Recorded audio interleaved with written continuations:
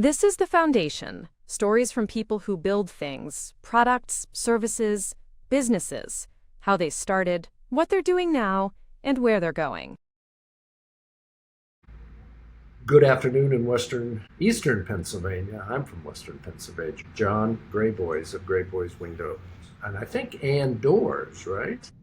That's right. Windows and door. Good. So the first thing I want to ask you, I love your last name. That is a great last name. So tell me a little bit more about how people respond to it, what the etymology of it is, and I don't know if I know any other Graboy.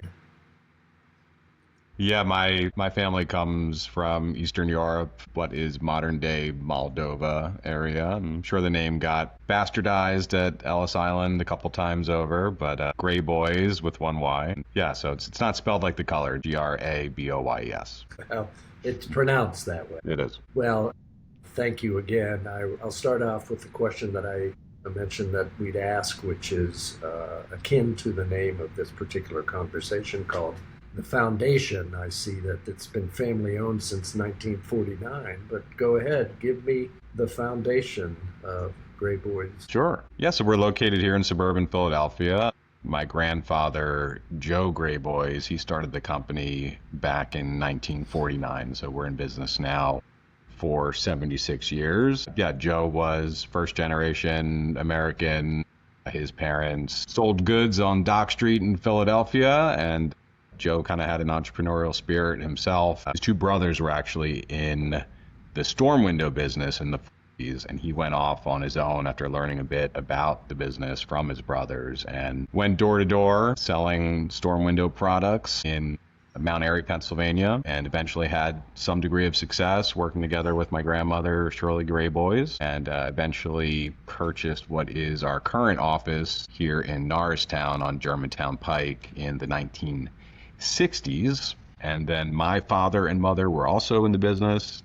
My dad ran the company for about 40 years. And, just a blue collar family business, doing good work for our customers. My dad was a bit of a solo operator, never had a big team here, was very involved in all aspects of the business. And I came into the company a little bit late in my career. I was in nonprofits in New Orleans and in New York City in my early career, and came into $2 million business in 2018. And it was a bit of a time capsule, had to have a lot of updates and modernization to get with it, but it's been a fun project, modernizing the company, adopting new technologies, trying to learn best practices from people in the industry, finding new talent to bring onto our team here as we grow.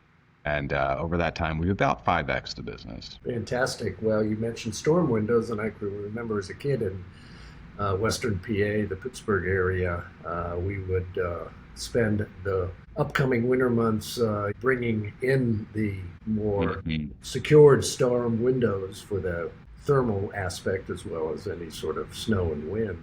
And then you also talked about the technology. That I'm sure has changed from when I remember it 40 years ago. Tell me a little bit about how windows technologically changed. And then I'll ask you a question about our Jolly windows that we had in the patio, but that's a different story. Sure. Well, I mean, the product has certainly changed a lot. No need for storm windows anymore with a modern energy efficient window. In fact, a lot of manufacturers in our space are starting to get out of the storm window business, which we were doing up until a year or two ago, but less and less are storm windows in production. And yeah, so the modern window, no need for storms to go in seasonally on and off. In terms of technology in the company, as I mentioned, the company I came into was a very low tech, ran on a fax machine, a whole lot of paper, going in between departments, old copper telephone lines. And so there was a lot to modernize when I got here to digitize that process, to build out a modern call center with hunt groups and voice over IP phones. I spent the first couple of years really putting that foundation in place to make sure we had something that we had really nailed before we started to scale the business. And you don't manufacture, you represent the manufacturers. Tell me some of the brands. Yeah, we're a marketing and sales operation here. We have very long-standing relationships with our manufacturers. Our primary window is the All-Side window. Mhm. All-Side is based out of Ohio, and that relationship is almost as old as the business itself. I think my grandfather probably bought the first roll of coil there in the 1950s, so we've had an account with All-Side for many, many years, and they've been a great partner to us. We also work with Provia, another Ohio manufacturer, Right. for our entry door systems as well. What's the mix of windows versus doors as far as installation? Yeah, it's been remarkably close to 50-50. We're doing a little bit of siding now, and that's part of our growth plan for next year is to make siding a more prominent part of our business. But in this year, 2025, windows and doors are very close to 50% of the business. Generally speaking, on the marketing side, windows are very competitive. There's a lot of companies in our area, and I think in most areas in the country. So very competitive space for windows. Doors are a little more specialized. It's a little more complicated of an installation, so we get a lot of opportunities for doors. And no garage doors? No garage doors, just entry door systems, and then sliding patio doors, which tend to be grouped more as a window product, actually. This is the window manufacturer. Interesting. Categorized that way. Mhm. So let's talk a little bit about the siding aspect of it too. Are you talking about sort of some of the cementitious products like the hardy planks and things, or stone or brick? I mean, a lot of brick back in the East Coast, right? Sure. It's an interesting area.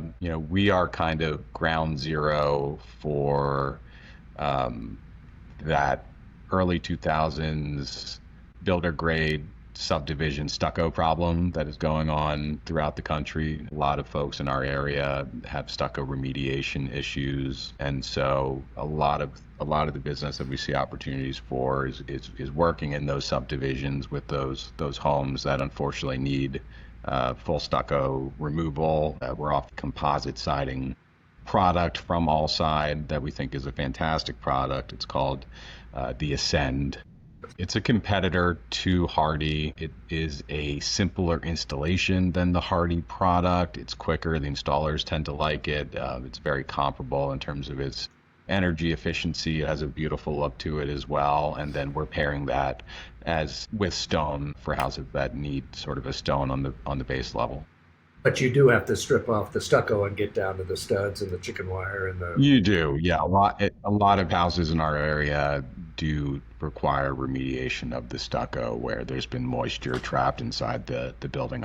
What's the population growth like in eastern Pennsylvania, southern New York? Yeah, I feel very fortunate to be located here in this market. Abundant property owners and generally wealthy households that are a fit for the type of products that we're offering. It's very dense. In general, we tend to work in about a 20-mile radius around our office for the leads that we run and the sales and installations that we do. So it's a very tight-knit radius. We don't have to send our installers all over the state and into other states to get enough business for ourselves.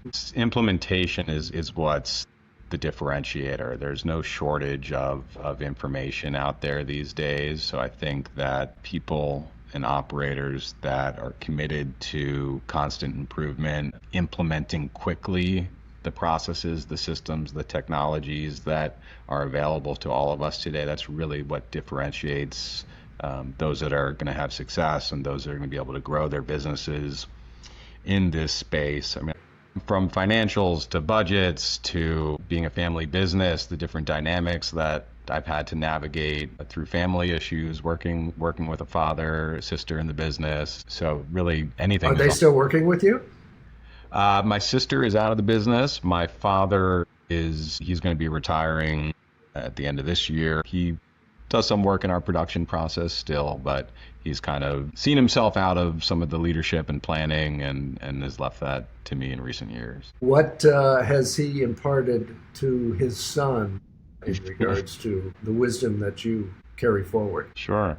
Well, I'm eternally grateful to my father and the opportunity to come into this business. I've been able to build off the platform that he put in place. It's been a lot of work and a lot to reimagine and new teams to be built because I as I said earlier, I had a career that was not intersecting with this business, and there was no sign on his end that anybody was coming in to take it over. So I think for a while he probably thought one day he was going to close the doors or sell or whatever his exit strategy was. But I'm extremely grateful that I got to come in to a framework that was already here, where there are a lot of foundational things in place of good business. And then I got to come in and kind of one at a time work through the projects that needed to happen to update, to modernize, to adopt new process, new technology. So more than anything, just I'm grateful for him, for his organization, and the great opportunity to come in and get to work on the business. Well, you use the word framework, which is a very good word in context with windows and doors. And you are intimating, since you're not a manufacturer, the systems that are in place. So that's a lot of internal sales systems and budgeting and billing systems, et cetera. Other than handwritten from 50 years ago, what is it? What is that technology today, especially in light of questions about AI? Well, it really all starts with your forecast. And get a sense of what you think your team can produce in terms of lead generation, and understanding how many appointments you can create in a given time period, and then starting to understand the different KPI that fall out of there in the sales process in terms of conversion rate and average ticket and dollar per issued lead and percent of appointments that get demoed. And so as we've gotten better at the forecasting, we've also gotten better at hitting our targets. And it really starts with the marketing process. And that's right. where we've been fairly sophisticated, or we were early adopters into the digital marketing. And at this point, we have probably 15 to 20 different marketing sources that are all kind of in the mix at any given time. But the backbone of that being the digital marketing, which creates inquiries into our systems. When customers go to our website and they fill out forms, then it goes to our call center, and the call center follows the process of scripting and setting the appointment in the CRM, and then ultimately into a sales process that had not been clearly defined up until the last couple of years. And having a one-call close sales process where we're able to go in with our technology and demo the product and offer a contract and a to the penny price right there in the home. There's a million different processes and things that we've slowly made our way through over the last couple of years here to make sure that we are executing a process that is repeatable and predictable, and then you're able to go back and build those forecasts around a process that has some level of prediction to it. That's a lot of choreography, and you're doing a lot of you're poring over a lot of data from that standpoint on a regular basis, aren't you? Conversions, et cetera. Absolutely, yeah. The numbers are always in front of us. We have a meeting and management structure that we check in with each other daily. So every morning I have a daily huddle with my sales manager, and we look back at yesterday's appointments and how many were demoed and what the proposal prices that were given out, how many closed, meetings with my call center manager every morning, how many appointments did we generate yesterday, what sources did they come from, how many appointments do we think we can generate today, to make sure that we have a goal. If we are expecting a certain number of inbound appointments from the marketing efforts that we're putting out there, do we have a direct mailer hitting this week? Do we expect a big response from that? If not, how are we going to make appointments this week? We have a goal of 65 appointments. How are we going to get there? We go into our CRM. We work different call queues of past customers who we've worked with, or prospects that reached out to us and never set appointments, following up with people that didn't buy. So, every day we start over, and it starts with the lead gen and the appointment setting, and then giving our sales team an opportunity to go out into the field and give our presentation, offer a good solution to homeowners. Yeah, it's fun. Every day we get to start over. Do you have people on staff that are the installers? We have different installation crews that we've worked with for a number of years. Mix of W-2 and 1099 on our labor side of the business. Yeah, it's been exciting to grow over the recent years and recent months, and we've had some very large installation months and now sales months as well, and to see that we have that capacity. So we feel Really excited about, growing the business over the next couple of years with the installer capacity we've been able to put in place. And that's part of it as well. We want that same choreography to extend through the installation process. Homeowners have a positive experience with our installers, that they work quickly and clearly and cleanly, and to follow the process in that part of the business as well. Well, as we wrap up here, as I promised, about a half an hour conversation, what question did I not ask that would have been worthwhile to tell me? Geez. Well, I mean, you touched on AI. I mean, AI is a big buzzword these days, and it's hard to know where it's heading. There's not a lot of products that we've adopted just yet, but it's been interesting to work into people's workflows, to lean on some of those tools and to get more efficient. And we're paying a lot of attention to it in terms of how we're going to build out our call center and how many people we're looking to bring in and what technologies might be available to us in the coming years. That sounds like a good answer. I thank you very much for this candid conversation. I wish you nothing but continued success. The Foundation is produced by Studio Conover and edited by Brett Euler. Studio Conover is a strategic marketing design firm for manufacturers of building products. Visit studioconover.com for more information.